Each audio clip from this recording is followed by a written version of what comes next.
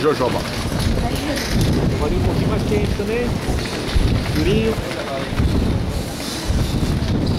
É importante saltar, para deixar ele endurecer durante o percurso. Depois de retomada, ele toma.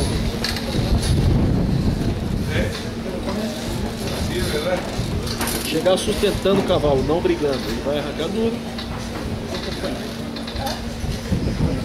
O cavaleiro sustenta o cavalo, não briga na boca dele.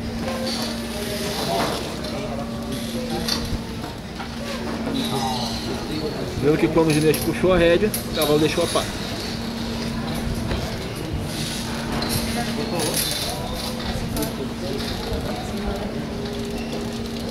Importante aí retomar o cavalo entre os dois obstáculos, não deixar para retomar no fim. Porque ele já tem que estar acelerando de novo.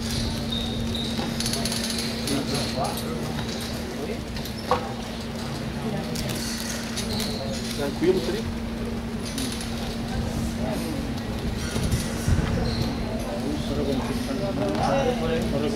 Quem pegar esse cavalo quando entrar na pista vai direto nesse obstáculo e mostra o obstáculo. Pode? Pede ponto pra cá, 100, 200 pontos. Não pode cheirar.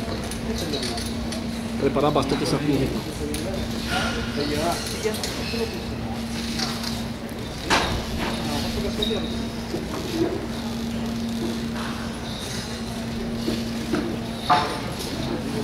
Tá mexendo muito a mão.